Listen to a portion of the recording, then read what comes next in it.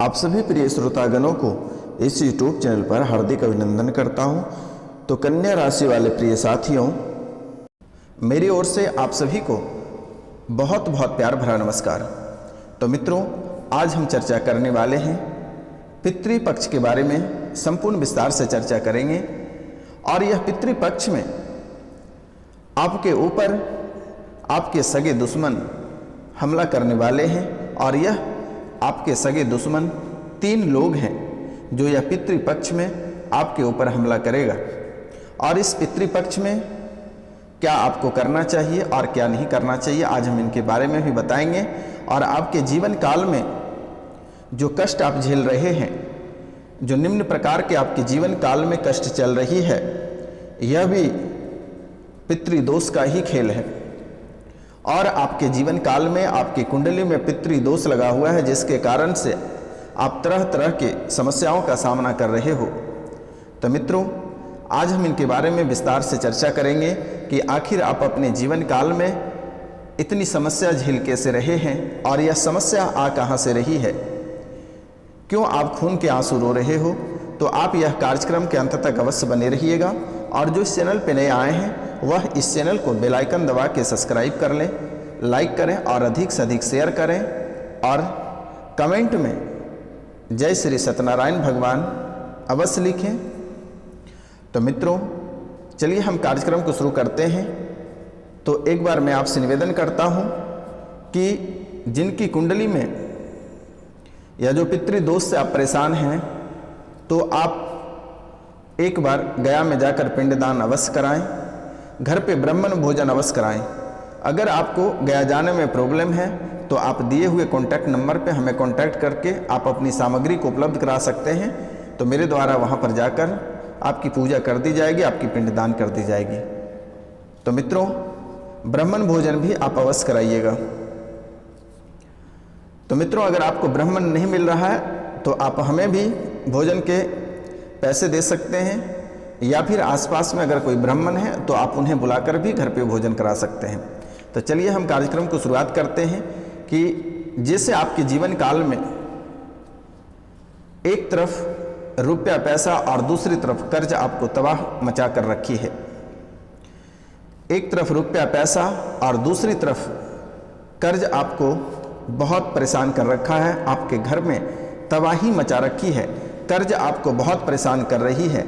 तो आज हम इनके बारे में भी जानने का प्रयास करेंगे और जानेंगे भी कि आखिर आपके जीवन काल में आपकी कुंडली में कौन कौन से ऋण, कौन कौन से कर्ज प्राप्त है। क्या यह पितृपक्ष का तो कहीं ऋण आपको परेशान नहीं कर रहा है, या फिर आपके दुश्मन आपको गहरा चोट जो पहुंचा रहा है, क्या यह पितृपक्ष में क्या आपके साथ बड़ा खेल होगा। तो आज हम इनके बारे में एक एक पॉइंट पे चर्चा करेंगे। तो मित्रों, आप इस कार्यक्रम के अंत तक अवश्य बने रहिएगा, आपसे निवेदन है, क्योंकि यह कोई साधारण वीडियो नहीं है। यह कार्यक्रम में बहुत शक्ति है और सर्वगुण संपन्न है यह कार्यक्रम। क्योंकि मित्रों, आप तो समय बहुत ही व्यर्थ कर देते हो, लेकिन थोड़ी से समय को देकर आप इस कार्यक्रम को अवश्य देख लें, बहुत ही ज्ञान आपको प्राप्त होगा। और जो मुसीबत से आप जूझ रहे हैं, जो घर परिवार में निम्न प्रकार के नाना प्रकार की बीमारियां, बच्चे का शादी नहीं होना, घर पे अभद्र भाषा का बच्चे उत्पन्न करना, घर पे दंगाई होना, घर पे कलह और कलेश होना, बार बार दुर्घटना होना, क्या कहीं पितृदोष का तो खेल नहीं है। इसलिए आपसे निवेदन है कि आप कार्यक्रम के अंत तक बने रहिएगा, नहीं तो आप जीवन भर पछताओगे कि ऐसा ज्ञान दोबारा आपको प्राप्त नहीं होगा। फिर आप जैसे भटकते हो वैसे दर बदर आप रुपया पैसा, धन दौलत, परिवार, इज्जत, शोहरत के लिए आप भटकते रह जाओगे। जीवन में कभी कुछ नहीं होने वाला है। तो मित्रों, थोड़ी सी समय को देकर आप यह कार्यक्रम को पूरा अवश्य देख लीजिएगा, क्योंकि पितृदोष का संबंध जो है ज्योतिष और पुराणों की अलग अलग धारणा है। लेकिन यह तय है कि आपके पूर्वजों और कुल परिवार से जुड़ा हुआ दोष है। पितृदोष का कारण सांसारिक जीवन और आध्यात्मिक साधना में बाधाएं उत्पन्न करती है। आपके पूर्वजों का लहू आपकी नसों में बहता है। आपकी जो पूर्वज हैं, आपकी पूर्वजों का जो ब्लड है, जो खून है, वह आपकी नसों में बहता है। इसलिए आपके पूर्वज कई प्रकार के हैं, क्योंकि आप जन्मे हैं तो उसी पूर्वज से, इसलिए पितृदोष के कारण और प्रकार भी बहुत प्रकार के होते हैं। वंशजों के प्रकार कष्ट की पितृदोष माना गया है, और पितृऋण भी उसे कहते हैं, कर्ज भी कहते हैं। पितृदोष और पितृऋण ये दोनों होता है, और यह आपकी कुंडली में ही छुपा हुआ है। पितृऋण, मातृपक्ष, मातृऋण, तो इसके अंतर्गत मामा मामी, मौसा मौसी, नाना नानी तथा पितृपक्ष, पितृपक्ष में आ जाता है दादा दादी, चाचा चाची, ताऊ ताई आदि को कष्ट व दुख देता है और उनकी अवहेलना व तिरस्कार करता है। जन्म पत्री में यदि सूर्य पर शनि, राहु, केतु की दृष्टि या युति द्वारा प्रभाव हो तो जातक की कुंडली में पितृपक्ष की स्थिति मानी जाती है, और इसके अलावा भी अन्य कई स्थितियां आपकी कुंडली में बन रही है। इसके अलावा व्यक्ति अपने कर्मों से भी पितृदोष निर्मित कर लेता है। पितृदोष का संबंध बृहस्पति यानी गुरु से है। तो मित्रों, पितृदोष का संबंध जो है बृहस्पति यानी गुरु से है। अगर गुरु ग्रह पर दो बुरे ग्रहों का असर हो तथा गुरु 4, 8, 12 में भाव में हो या नीच राशि में हो तथा अंशों द्वारा निर्धन हो तो यह दोष पूर्ण रूप से घटता है। और यह पितृदोष पिछले पूर्वज जो है आपका बाप दादा परदादा से चलता आता है, और 7 पीढ़ियों तक यह चलता रहता है। पितृऋण कई प्रकार का होता है, जैसे कि कर्मों, आत्मा, पिता का, भाई का, बहन का, माँ का, पत्नी का, बेटी और बेटा का। आत्मा का ऋण को स्वयं का ऋण भी कहते हैं। जब कोई जातक पूर्व जन्म में धर्म विरोधी कार्य करता है तो वह इस जन्म में भी इसी आदत को दोहराता है, और ऐसे में उस पर दोष स्वतः ही निर्मित हो जाता है। धर्म विरोधी का अर्थ है कि आप भारत के प्राचीन धर्म हिंदू धर्म के प्रति जिम्मेदार नहीं है। पूर्व जन्म के बुरे कर्म इस जन्म में पीछा नहीं छोड़ता है। अधिकतर भारतीयों पर यह दोष विद्वान है। स्व ऋण के कारण निर्दोष होकर भी उसे सजा मिलती है। दिल का रोग और सेहत कमजोर हो जाती है। जीवन में हमेशा संघर्ष करता रहता है, लेकिन उसे सफलता प्राप्त नहीं होती। मानसिक रूप से तनाव रहता है। घर परिवार में कभी सुखी संपन्न आपको नहीं मिल पा रही है। परिवार में हमेशा उलझते रहते हो। आपका परिवार बिखर जाएगा।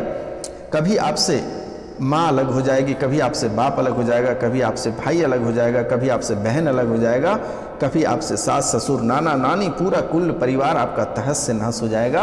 और यह पितृदोष का सबसे बड़ा खेल है। और इसी समय में आपके जो बड़े से बड़े दुश्मन हैं, वह दुश्मन इसी समय प्रेत बाधा, जादू टोना, तांत्रिक क्रिया करके आपको परास्त कर देता है, नष्ट कर देता है, स्वाहा कर देता है।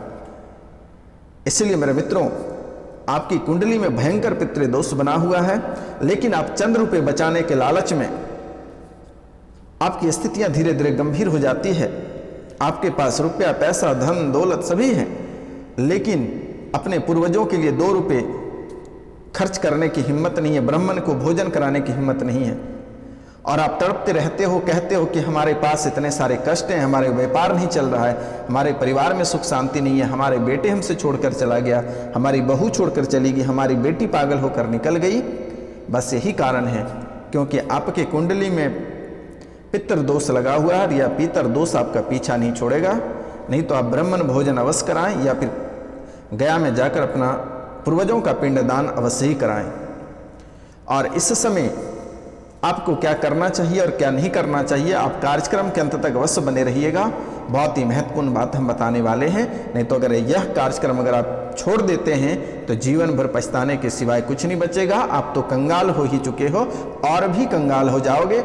आपके पास ना रुपया पैसा रहेगा, ना धन दौलत रहेगा, ना घर परिवार रहेगा। घर भी तो बिक ही गया है, थोड़ी सी टुकड़े बचा है वह भी बिक जाएगा। ऐसी स्थिति आपकी कुंडली में बन रही है। घर परिवार तो छोड़ गया, क्या फायदा ऐसी धन दौलत इज्जत शोहरत करके? ना आपके पास इज्जत है, ना धन है, ना दौलत है। सड़क पर पूरी तरीका से सड़क पर उतर गए हो, इसलिए आपसे मेरा निवेदन है, घर पर बुलाकर ब्राह्मण भोजन, ध्यान रखना है, ब्राह्मण भोजन ना सुबह करानी है ना शाम के समय करानी है। अगर आपको ब्राह्मण भोजन कराना है तो दोपहर के समय कराना है। अगर आप किसी ब्राह्मण को पैसे देते हैं तो दोपहर को देना है। 11 बजे से लेकर 3 बजे के पहले जिसको ब्राह्मण भोजन का पैसे दक्षिणा देना है आप उसे देना है यथाशक्ति। जैसे 100 रुपये 50 रुपये जितने में भोजन हो जाए आप उसको उतनी पैसे दे देना। या अगर घर पे बुलाकर ब्राह्मण भोजन कराते हैं तो और भी बेहतर होगा। लेकिन बहुत लोगों में देखा जाता है कि आप में से ही, बहुत लोगों में से ही नहीं, आप में से ही मैं आपको ही बोल रहा हूं कि बहुत लोगों में घमंड रहता है कि ब्राह्मण क्या है, ब्राह्मण कौन है, मैं उसको क्यों भोजन कराऊंगा। आप उतने का पान पुड़िया खा जाते हो लेकिन आप ब्राह्मण भोजन घर पे नहीं कराते हो। लेकिन आपसे मेरा निवेदन है कि एक बार अपने घर पे ब्राह्मण भोजन अवश्य करा दीजिएगा। आपका जो कुंडली में पितृदोष बना हुआ है, क्योंकि बहुत लोगों के पास उतनी समय नहीं है कि किसी को घर पे बुलाएगा, भोजन कराएगा या फिर आदर करेगा, उतनी समय नहीं रहती है क्योंकि यह दुनिया बहुत व्यस्त है। तो आप किसी को पैसे भी दे सकते हैं, वह आपके ऊपर जो दोष बना हुआ वह कट जाएगा। इनके बाद आपकी कुंडली में जो बातें बीत रही है, जो चल रही है, गौर करने वाली बात है कि आप आज से लेकर 5 साल पहले आपकी स्थिति क्या थी। बहुत ही सुंदर था, ऐशो आराम की जीवन जी रहे थे, लग्जरी जीवन आप जी रहे थे। लेकिन और 5 साल से लेकर आज तक के बीच में आपकी स्थितियां इतनी खराब हो गई है कि वही व्यक्ति आप हैं जो कि आप लोगों को कर्ज देते थे और आज आप ही लोगों से कर्ज मांगते हो। आपकी स्थिति यह बनी हुई है और इसमें ग्रह आपको बिल्कुल ही साथ नहीं दे रहा है और यह पितृदोष का प्रभाव आपके संतान पे पड़ रहा है। संतान का मस्तिष्क सही नहीं चल रहा है। संतान जो आपके पढ़ाई लिखाई कर रहे हैं उसको पढ़ने में मन नहीं लग रहा है। उसके जो वह मानसिक रूप से बीमार पड़ता जा रहा है, बोधा बनता जा रहा है। ना आपके घर परिवार में ना आपकी पुत्री का दिमाग चल पा रहा है, ना बच्चे का दिमाग चल पा रहा है। आप पढ़ा लिखा बहुत दे रहे हैं लेकिन उनको नौकरियां नहीं मिल रहा है। बार बार सफलता की ओर बढ़ता है, 2 नंबर 3 नंबर 4 नंबर से छूट जाता है। यह पितृदोष का बहुत बड़ा प्रभाव है। आपके बच्चे का शादी नहीं हो रहा है, किसी न किसी कारणवश से छूट जा रहा है। घर पे आपके बच्चे का रिश्ते आता है, सब कुछ पसंद हो जाता है, सब बातें आगे बढ़ जाती है, लेकिन जैसे ही गेस्ट यहाँ से अपने घर जाता है वहाँ से रिपोर्ट आता है कि हमें शादी नहीं करनी है। यह पितृदोष का प्रभाव है। लेकिन आप में इतनी अहंकार भरा हुआ है, आप इतने झूठ बोल जाते हैं कि उसका कोई सीमा नहीं रहता है। आप विश्वास करने पहले सीखो। आपको किसी पे भरोसा नहीं है, किसी पर विश्वास नहीं है। आप खुद ही अपने आप को चांडाल का रूप बना लेते हो। आप फालतू का, बेवजह का बहुत खर्च कर देते हो लेकिन जो उपयोगी चीज है, जो आपके पितर पक्ष है, जो आपके पितर हैं, जो आपके पूर्वज हैं, आप उनके लिए 2 रुपए निकालने तक सहमत नहीं हो। अगर आप किसी अय्यासी करने के लिए अगर बोला जाए 10,000 रुपये छिटने के लिए तो आप हवा में गड्डियां उड़ाओगे। अगर वही माता पिता के लिए 100 रुपये का रसगुल्ले अगर लाने के लिए कह देगा तो खून के आंसू आप रोने लगते हो। कहीं मुजरा लगा रहता है, कहीं ऑर्केस्ट्रा चल रहा होता है तो वहां पे आप गड्डियां उड़ा रहे होते हो आगे में लड़कियों के ऊपर। लेकिन आप वही व्यक्ति हैं, अगर माँ घर पे भूखे पड़ी रही है बिस्तर पे, माँ आपकी बीमार चल रही है और आप में हिम्मत नहीं है, आप में औकात नहीं है कि 10 रुपये की दवा और 5 रुपये का रसगुल्ला अपने माता के लिए भी घर लेकर जाएं, तो यह कहाँ जाकर पड़ेगा? आपके ऊपर पड़ेगा, आपके बच्चों के ऊपर पड़ेगा। आपकी माता पिता भूखे अगर मर जाएगा तो वह, आप तो सोचते हैं कि चलो उनसे छुटकारा मिला, लेकिन आप उसी के डीएनए और आरएनए के हैं, आप उसी खून के हैं, उसी सेल्स के हैं, उसी ब्लड के हैं, उसी कोशिका आपके अंदर पाई जाती है। तो आप कहाँ तक उनसे भाग पाओगे? जिंदगी भर आपको परेशान करेगा, आपका पीछा नहीं छोड़ेगा। आपके बच्चे को विकलांग कर देता है, आप बीमारी से ग्रसित हो जाते हो, आपके बच्चे बीमारी से ग्रसित हो जाता है, घर परिवार टूट जाता है, बिखर जाता है। और बिखर गया है, आपके पास है ही बचा हुआ क्या?